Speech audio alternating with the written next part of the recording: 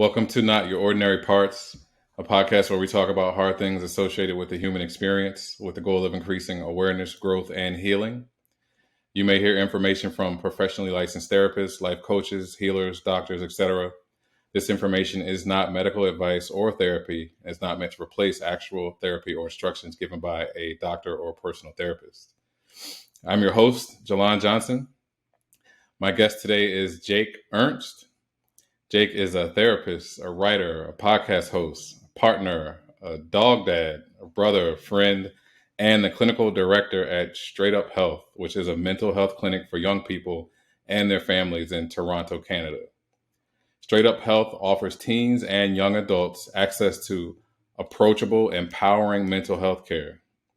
And as a therapist, Jake helps people identify patterns that are keeping them stuck so they can reconnect with themselves and build a life they love. So, Jake, welcome to the show. Thank you so much for being my guest. I am so happy to be here. Thank you for having me. I gave a bit of an introduction, but so that the audience can get to know you better, can you tell us a little bit about yourself and your story and your background? Yeah, definitely. One of the thing that really stands out to me from just that introduction there is my recent edition of Dog Dad. I started putting that in my bio because that gets a lot of likes, a lot of clicks, and people really resonate with the Dog Dad part of me. But so I have a dog, but I'm also a therapist. I work with young people, and specifically, I work with young people, helping them sort through just what it means to be a young person today. And then I work a ton with families and parents to help them also figure out and sort through what does it mean to be a parent today. And so kind of the marriage of both of those things means that I help people sit through and sort through just a ton of really complex or seemingly complex things in the modern context, and help them navigate the stress of the modern life and the modern context that they're living in. So, of course, as we know, that can be very varied. And that can look different across each individual person's experience. But really, I think the goal of my work is to help people surface, like, what is it that I need to focus on? And what is it that I actually need for my own growth and for my own healing? I think there's so much content out there. There's so many different pieces and slices of information that it's hard to sort through, right? It's hard for people to figure out, like, okay, well, actually, what is my story, or what applies to me? And so I think in my therapy room, I really help people sort through that very question. That's great. Man. And then also, you have a podcast called This Is Not Therapy. Can you talk a little bit about that? That's right. It's a podcast I host with my very best friend. He and I, we really just think that talking about mental health and destigmatizing conversations about mental health, and specifically not keeping conversations about mental health to the therapy room, is really important. So I love what you're doing here, and we do something very similar on our show where we talk about various therapy themes, and we pull them out of the therapy room and we just sort of talk about them in a really fun, silly, serious kind of way. And it kind of has a bit of a comedy angle. My friend is a filmmaker and an improv actor, and so he does a lot of just like funny kind of riffs on the topics that we're talking about. And so, of course, I access the conversation from a place of expertise, and so I think it's a pretty fun time. It sounds great, man. So also, you work with teens and families to help create positive family habits. What does that look like? Yeah, it's really about building our toolbox and our toolkit for understanding ourselves, and then understanding ourselves in relationship to other people.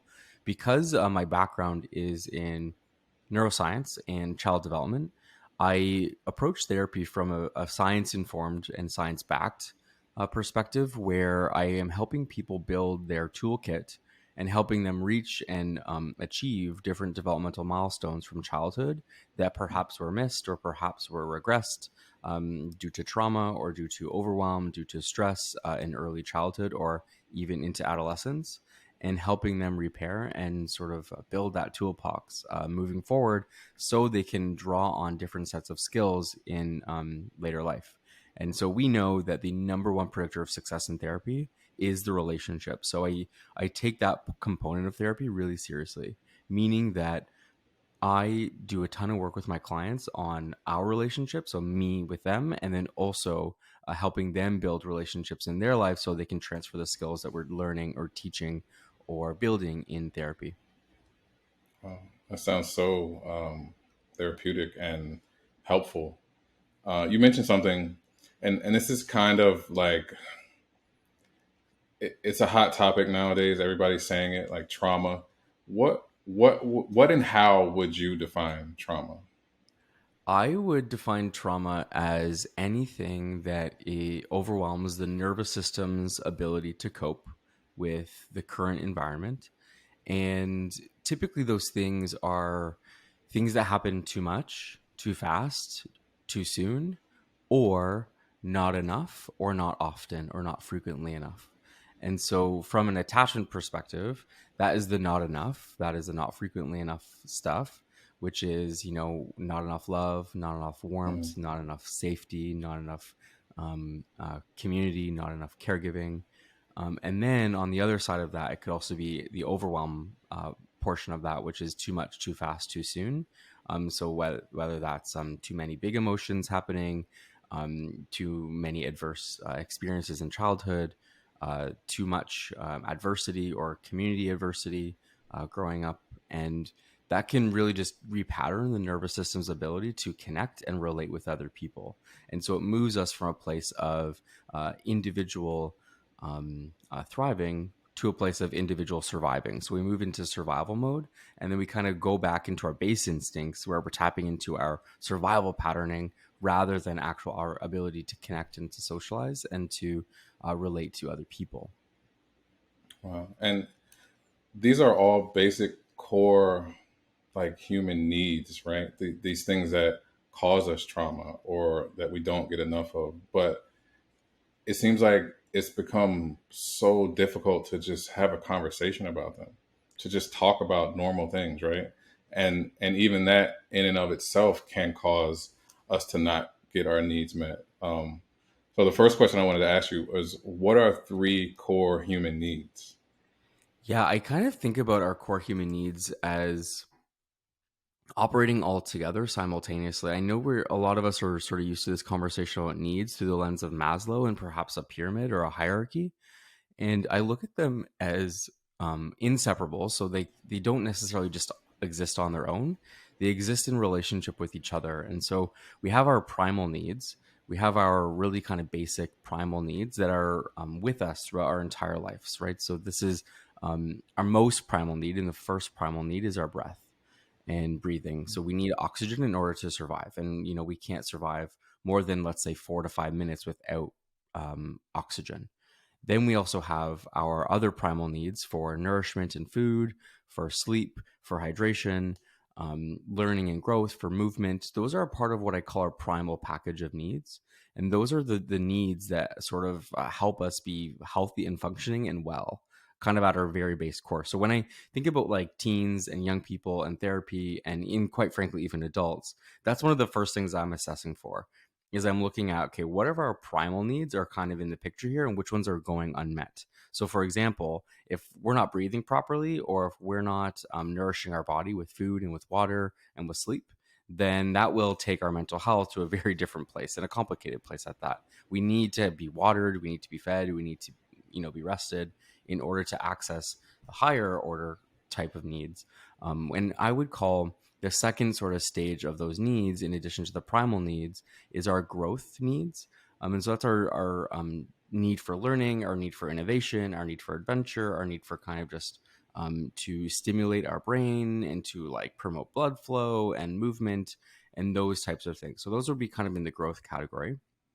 And then we also have what I call our tandem needs. I call them our tandem needs because it's kind of like a tandem bike. You know how like when you're on a bicycle and you're all pedaling together and there's maybe three people that can go on one bike and can kind of pedal at the same time? I look at our tandem needs as three core human needs, which are safety, belonging, and mattering.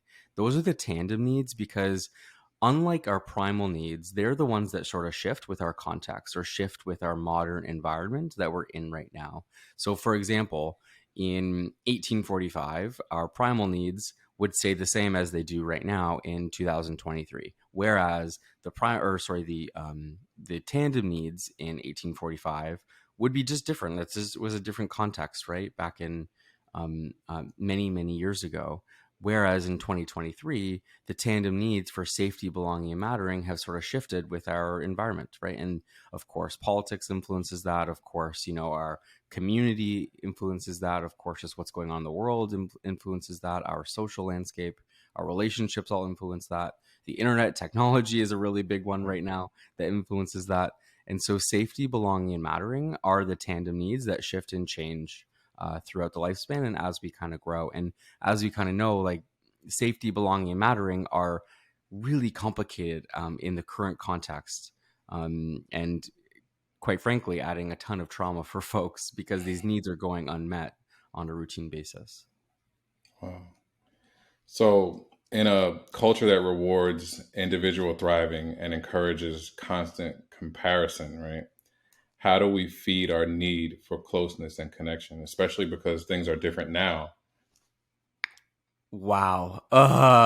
This question keeps me up at night. Holy.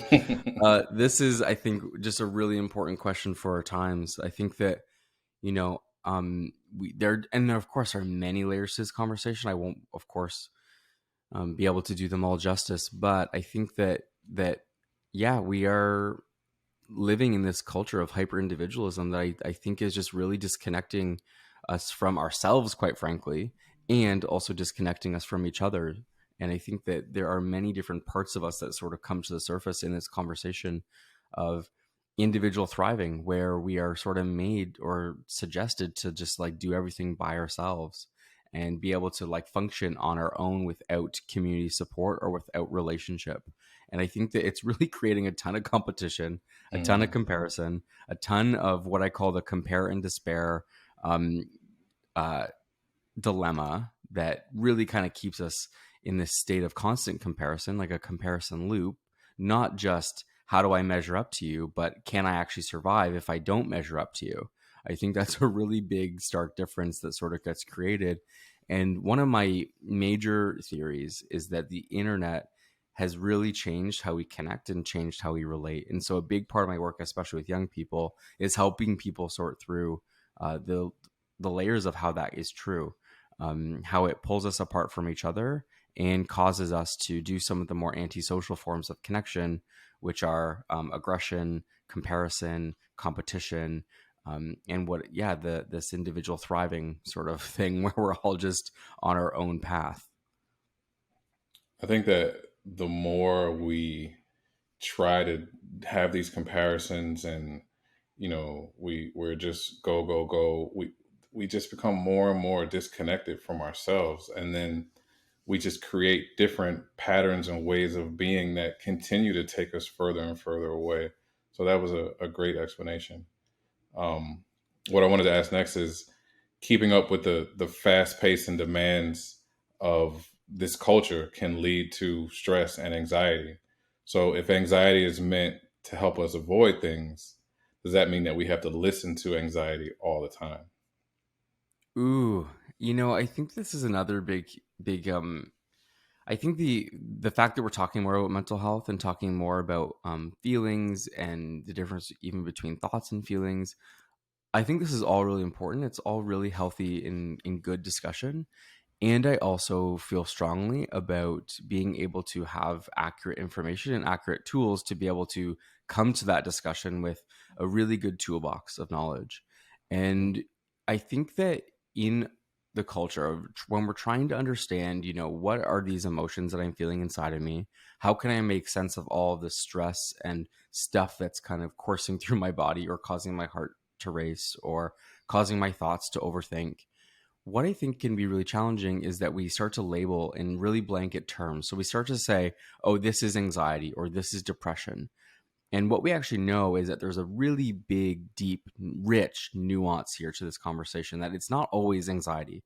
It's not always depression. It's not always, the clinical forms of these things. It's also not always, let's say, ADHD, right? There are many different ways of understanding ourselves and understanding what's happening inside.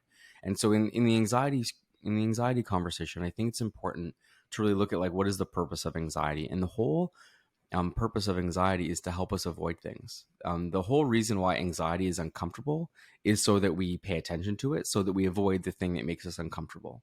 And so the Mm. challenge with that is that in a modern context, we don't need to be avoiding every single thing that makes us uncomfortable. And I think that this is hard for us to really discern and to be able to actually figure out, like, okay, well, what are the things that anxiety is instructing me to avoid, and what do I actually need to avoid, and what are the things that anxiety is instructing me to avoid that I actually don't need to avoid because it's safe and it's okay. For example, if I'm walking through the forest, anxiety is the thing that's going to help me run out of the way if a bear comes, right? If a bear jumps in front of me, anxiety is going to help me avoid that threat, that big danger, so that I can stay safe. But if I'm walking through the woods and, for example, it's a dog that kind of pops out with their owner, and I think it's a bear, anxiety is a thing that's going to help me cue into, like, oh, whoa, my gosh, I have this anxiety response, but I also don't need to avoid it. And I don't need to run as fast as anxiety is instructing me to do. And I think that to take that really kind of easy, simple example, we can look at all the other forms of stress and anxiety and threat responses that we have in a modern context, that we don't actually need to be living in fight or flight mode all the time, but with constant like internet activation and constant, infighting and community like dysfunction, there are just so many like bells and whistles that our brain is seeing as threat responses, and we uh, a lot of wires are getting crossed, so it's making us really confused and unable to discern like what is a real threat and what is a real danger and what do I need to avoid versus like what is actually okay and what can I tolerate. Just being here and present in the moment. And so it's a complicated process, right? For us to figure out like what is real and what is perceived. And unfortunately, our emotions really do kind of play on that middle ground of sometimes the threat is real and sometimes it's just imagined. And that's really, really complicated and hard for us to sort through if we don't have a set of tools and skills to do that. And so that's my main approach to therapy, is helping people build that toolbox. Wow. Having the tools, I think, is one of the most important things because I recently had a session where my therapist told me the brain cannot discern between same and similar, right? So if we have a situation where had some big activation from anxiety, now anytime we have a similar situation, we're going to have the same response. So having the tools to be able to make that discernment between the bear and the dog and the owner, like you mentioned, I think is going to make all the difference. So another question I wanted to ask, and because you work with adolescents, um, when kids don't want to add stress to the family, what roles can they start to play? When we're sort of in therapy, let's say, and we're starting to unpack like what are some of the layers of my own history and my own story that impact kind of my current day. So I like to draw a differentiator between what is the historical and what is like from the past and what is also occurring in the present. And sometimes the way that we have grown up in our family and the roles that we kind of learned that we had to play in our family start to impact how we are as adults and in the present context. And so when kids don't want to add stress to the family, they usually kind of adopt the role of the quiet kid, the good kid, or the nice kid. All this is to say is that they adopt the role of a kid that doesn't have any needs because they don't want to add more stress to the family. They don't want to, make things more complicated for their parents. They become the good kid, the quiet kid, or the nice kid, the kid that doesn't have any needs. And so what that kind of looks like is the individual thriver, the kid that kind of learns really quickly, oh, I have to do everything on my own, and I can do everything on my own, right? Because look, I have no needs. I have nothing that I need from the adults around me because I'm maybe perhaps smart or capable or very perceptive. So I'm very aware. I can look into my surroundings, and so I can sort of see like what is going on around me. And therefore, what we can start to do as young kids is really sort of take on this role of I got it all sorted out. I don't need adult help. I'm going to do it all by myself. And what that does is it turns us into either these quiet kids who kind of fly under the radar and we don't have any needs noticed by the adults around us. So therefore, we don't learn to voice our needs or ask for help as adults. or we learn to become the quiet kids. So kids that don't actually like speak up when we need to, aren't able to set boundaries. Perhaps we're a bit more of the people pleasing nature where we're kind of more like quiet and just like good natured. Or then we kind of fit the role or assume the role of the nice kid, the kid who just kind of has to be, super friendly in order to secure connection, just overly nice, overly pleasant, and perhaps overly positive, so as not to rock the boat or disrupt the family system. And in doing so, we kind of learn into adulthood that we have to play that similar role so as not to stress other people out or put strain on our relationships. And so I see this showing up a lot in work. I see this showing up a lot in adult relationships, and I see this showing up a lot in family adult relationships, as it were, kind of built in their childhood. And so, what I like to do is I help people build the skills so that they don't have to live from a place of childhood or from a place of not wanting to stress out the family system, so that they can also thrive as adults. It's incredible that not having your needs met as a child can, or having to play a role in the family as a child so that you can, kind of fly under the radar, can then later on in life show up in different aspects like work, and our relationships and things of that nature. Especially, if you learn to stay quiet, then at work you may take on too much responsibility because you don't want to speak up and rock the boat, so to speak, and that can lead to you burning out. So it's so important to address these things and to have these conversations. So I'm glad that you touched on that, and that you work with children and families at an early age to help break these cycles and patterns.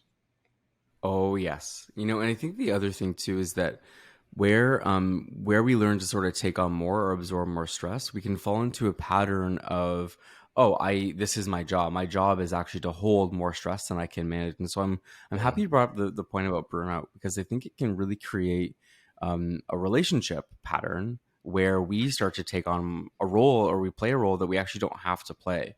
And so we take on more stress in our families, we take on more stress in our relationships, we take on more responsibilities, as you mentioned, in work.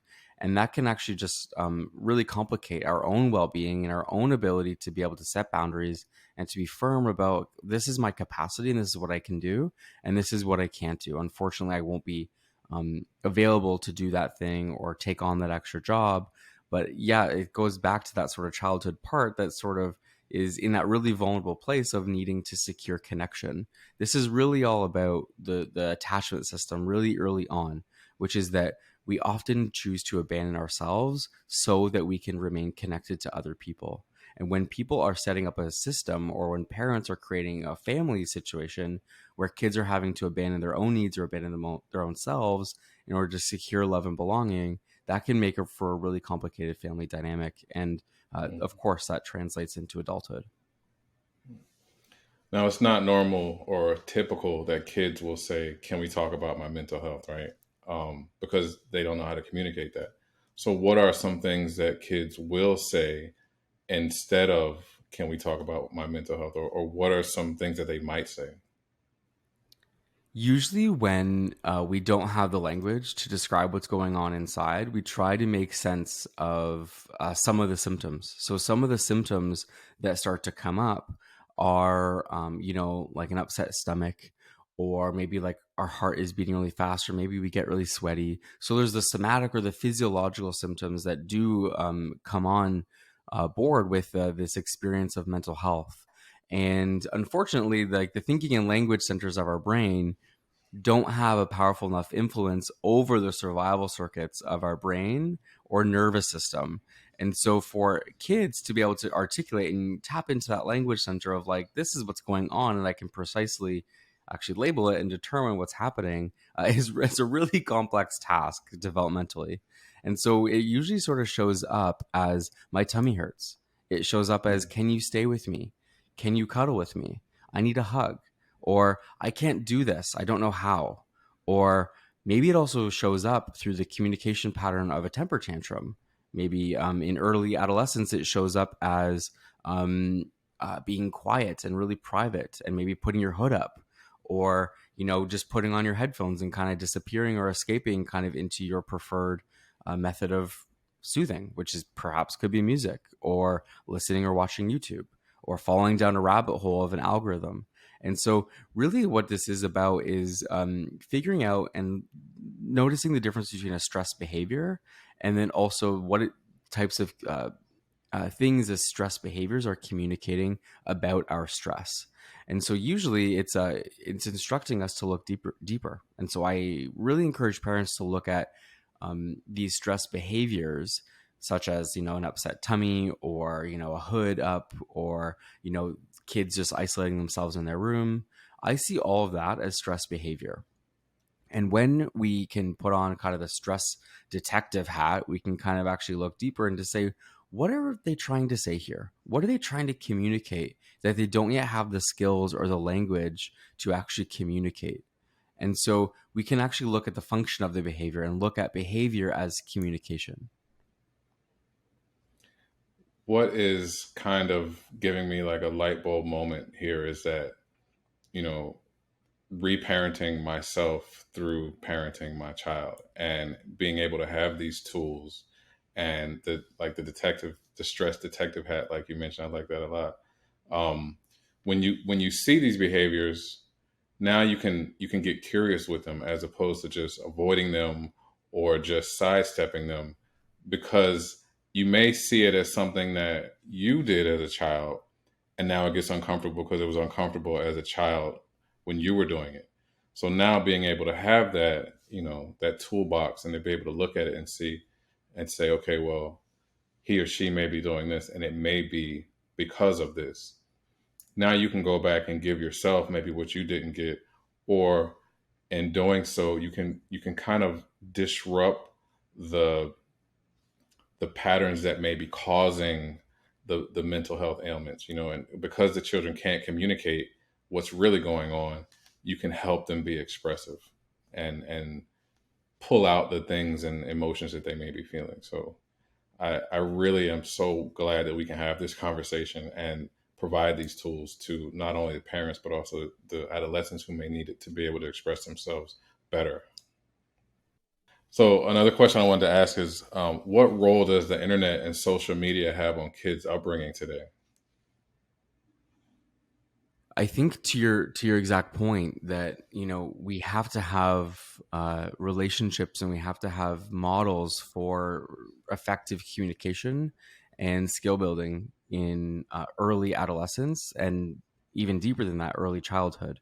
And when we don't have the models and we don't have the relationships, we don't have the caregiving or the guardianship that teaches us those things, then we learn or we are forced to do it by ourselves. And so, one of the major impacts I think that social media has on today's kids is that the internet is actually raising them in a way that parents and caregivers don't necessarily have access to in today's modern context. There's a ton of kids who are doing life alone, who are feeling the burden of having to learn about the world all by themselves and make sense of all this information that they're seeing on social media. And at the very same time, trying to organize all this stress and all this anxiety and fear and worry about the state of the future based on what they're seeing just on their phone or scrolling through a feed. And so, typically, and perhaps before the internet, a way that kids learn and a way that kids sort of made sense of the world was through the adults in their lives. They kind of just, of course, have teachers, coaches, mentors. There are adults who help young people organize their lives, right, as they're growing up. And so when we don't have that, let's say outside of the internet, when we don't have that, of course, then we have to learn how to do that by ourselves in adulthood, right? And so when kids with the internet don't have that healthy connection to adults or perhaps to caregivers, mentors, coaches, leaders, they are again having to do that in their later adulthood. And so, unfortunately, I think that social media is replacing adult relationships and adult connections. And that is not allowing kids to develop the skills to thrive and to be able to function in places like work, let's say, or being able to like meet or achieve their milestones in early adulthood, of like branching out and going out to move on their own, for example, to like leave home, or even just for them to be able to learn the skills to be able to raise their own family. And so I really do worry about the state of the internet and specifically social media and its impact on our ability to connect and relate with other people. And I think the main culprit of that is that it is replacing relationships with an algorithm. And I don't think that's healthy for us. Yeah, I agree. I mean, I think that the internet is a powerful tool, but also if it's not used appropriately or in moderation, like you said, it can replace the healthy connections that we once had. And then that leads to just more and more problems. So, yeah, I'm glad that you pointed that out. Yeah, I think the big nuance there, just as you mentioned, is the fact that, of course, the internet is also a really safe place for a ton of people, and it's a really healing place, and it's a place of growth and learning. And of course, there are many benefits to deepening community through this really modern technology, which is the internet. And so, yeah, I too hold space for both things to be true. Right. Okay, so you wrote an article called "Untying the Knots from Childhood," right? And you spoke about honoring our childhood experience for healthy progression and growth as adults. Um, what are some ways to connect and honor with your inner child that you would bring out? I think that there's this big myth of growing up that, when we grow up, we have to have it all figured out. We have to know everything. We have to be completely functioning and capable adults that just have all the answers and have everything sorted out. And I just don't think that that's true, first of all. And I don't think that's actually a productive belief for us to hold. I think it can actually be a pretty limiting belief, actually.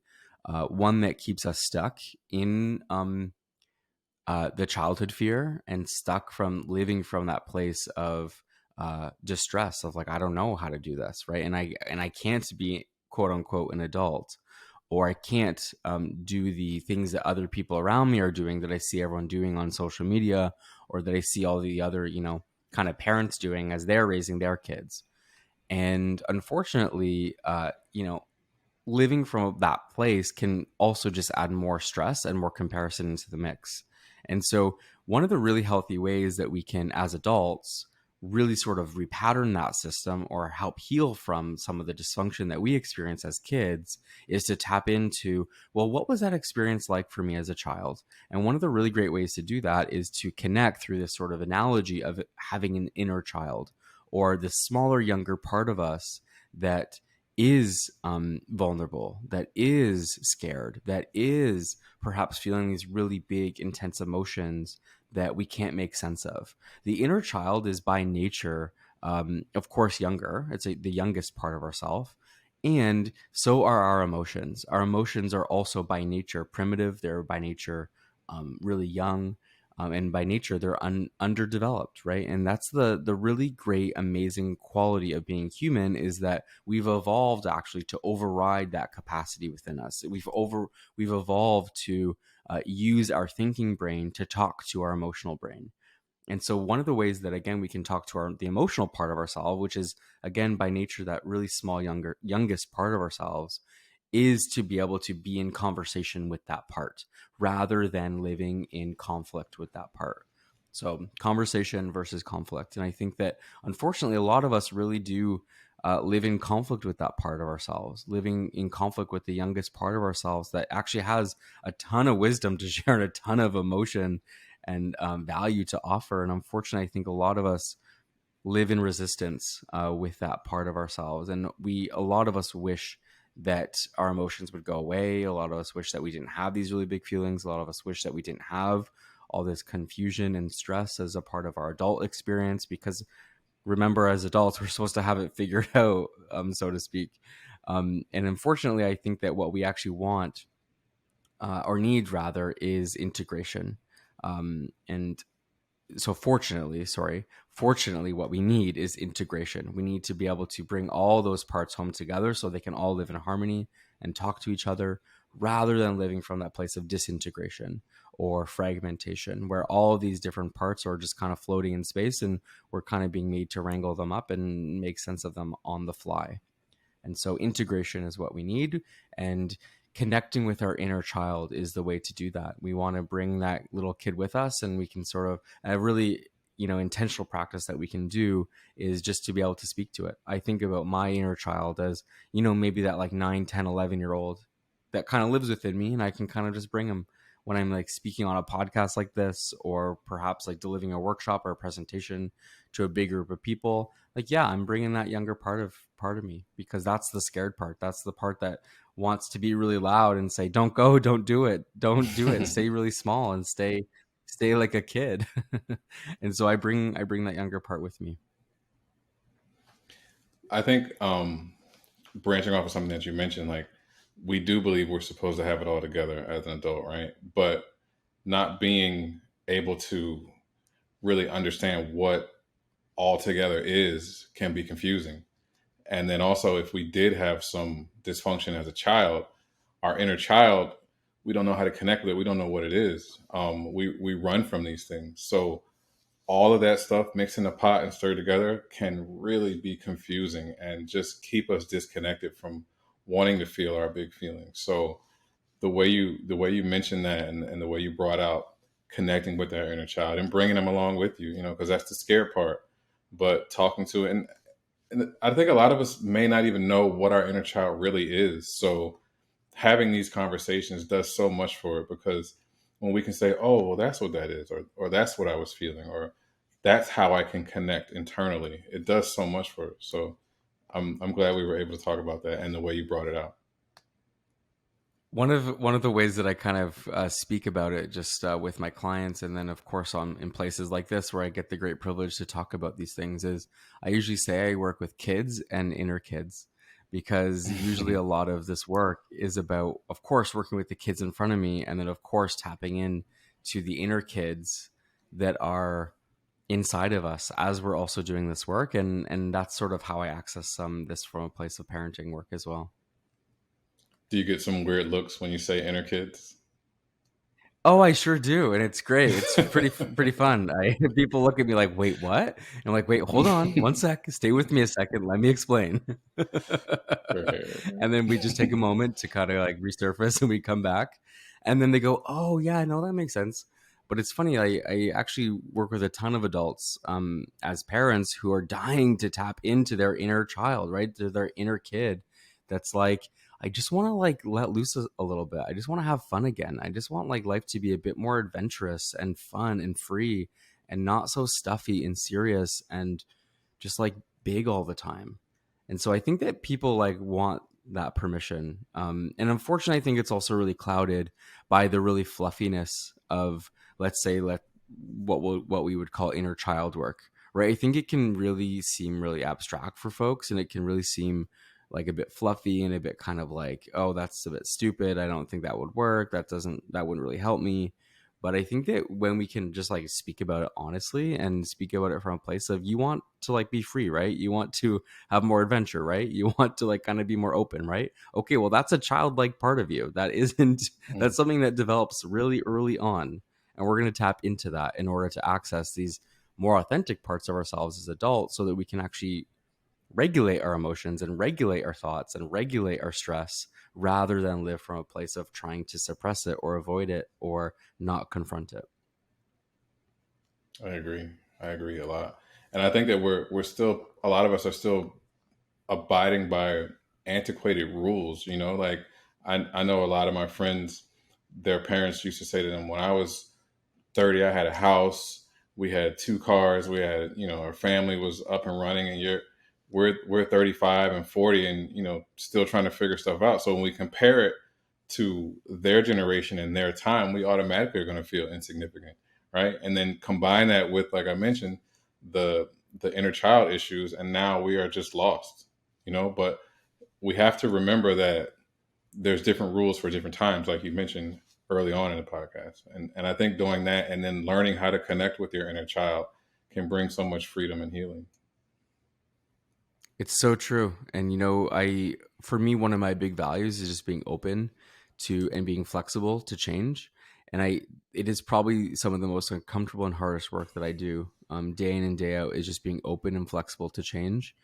And that inner child wants me to stay super closed, super like rigid, and super like, nope, this is the way things are and it has to be this way forever. But we have to be flexible, we have to be open and willing to adapt. We have to be able to adapt. That's what life is. Life is just a series of cycles that we're made to adapt to, right? 100%. 100%. So you have a book coming out, right? I wanted you to talk a little bit about your book.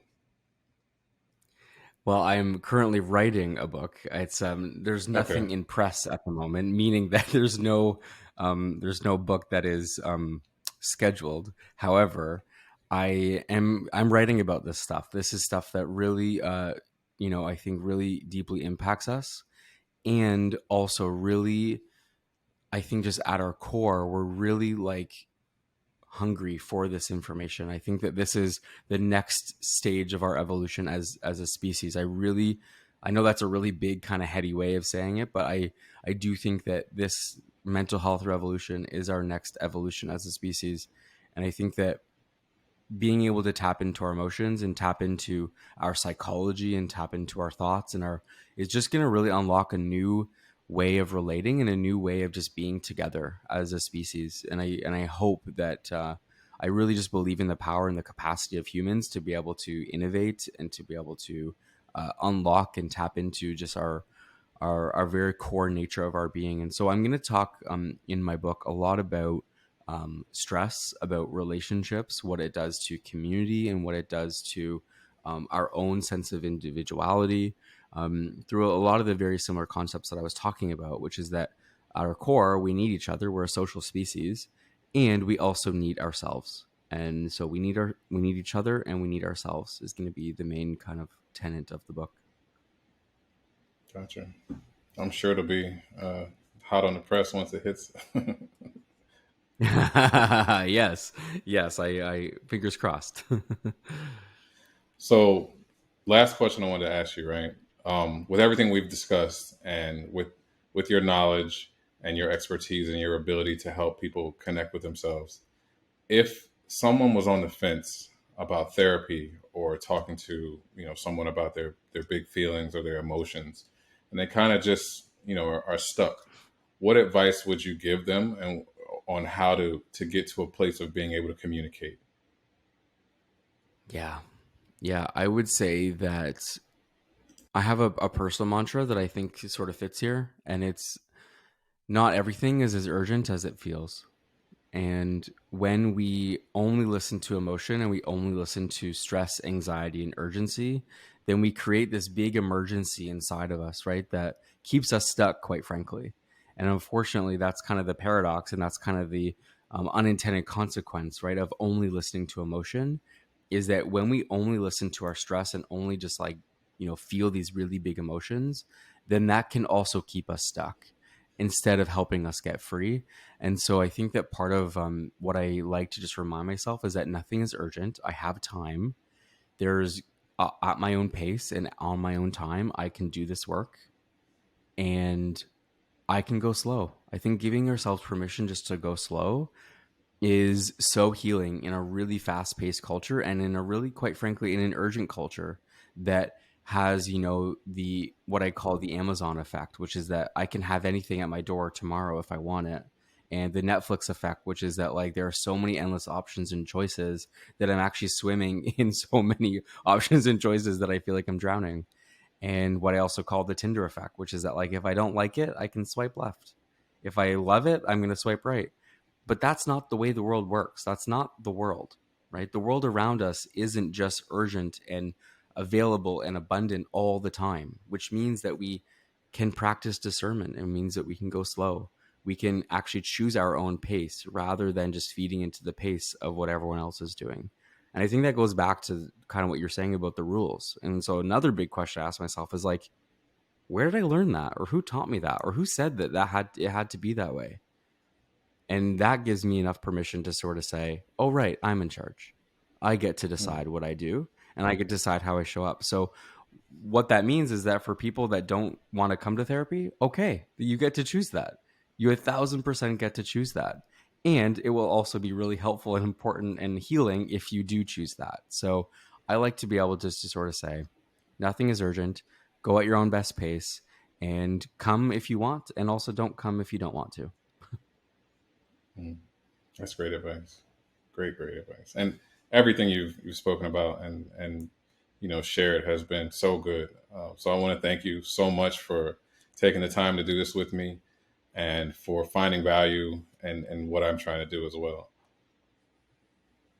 Yeah, I have deep gratitude for your work, Jalon. It's amazing, amazing, amazing work that you are doing for yourself. I can tell that this work means a lot to you, and for the community and the folks that listen. So I appreciate the work that you're doing. Yeah, thank you. Thank you so much, man. So if someone wants to find you online or on social media, where can they look you up? You can follow me at MSW Jake. I'm a social worker, so my background is I have an MSW. That's the credential that I have, and yeah, you can follow me at MSW Jake on all platforms. Gotcha. Okay. Well, Jake, again, thank you so much for this. It's been so good to sit and talk with you and have a conversation about mental health. Continually trying to reduce the stigma that these things are not something that needs to be avoided. We can talk about them. We can come together. We can have community. We can connect. We can heal. And so thank you so much for this. Thank you for what you do, how you do it, and for who you are. Oh, thank you. Yeah, congrats on all your success. Thank you. Thank you for having me.